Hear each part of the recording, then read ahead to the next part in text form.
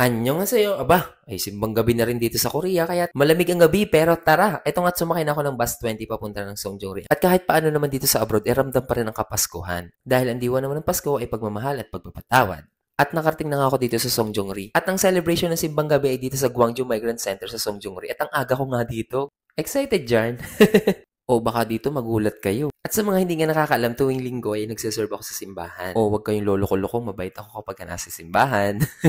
Maloko lang po ako pero madasalin po ako kay Lord. May connection kaming dalawa. Ang oras po ng simbang gabi dito sa Gwangju ay 8 p.m. At ito nga tapos na yung mas natin. Nanonood na kami dito ng Christmas caroling ng St. Anthony. Sila po ang beneficiary ng Gala Night this coming December 23. At syempre, after mass, meron tayong picture taking. Sana makompleto natin lahat yan. Syempre, dito sa GFCC, hindi nawawala ang kainan pagkatapos ng misa. Ang sarap nga ng champurado, tsaka nung lugaw, tapos may mga kasama pang mga tinapay. What's up, mananap sa ating mga kababayang nandito kasama natin sa pagsimba? Oo, happy-happy ang mga ang dami na nakain. Thank you sa mga sponsor natin at ito dahil busog na oras na ng bentahan. Gaya ng lagi ko sinasabi, kung nasan ang tao, nandun ang pera, kaya nandun din ako.